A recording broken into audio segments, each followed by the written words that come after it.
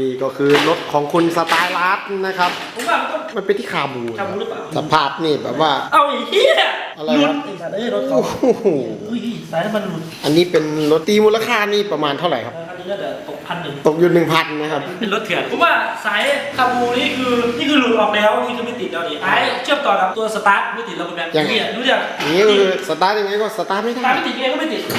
เฮ้ย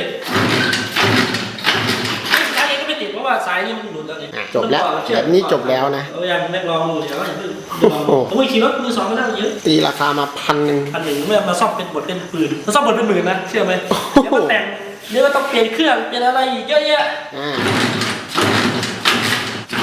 มีคาไหมวะ ผมไม่ติดแล้วนะผมว่า โอ้ย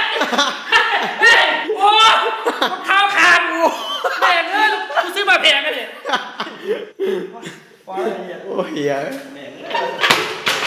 เอาไปทิ้งเอาไปทิ้ง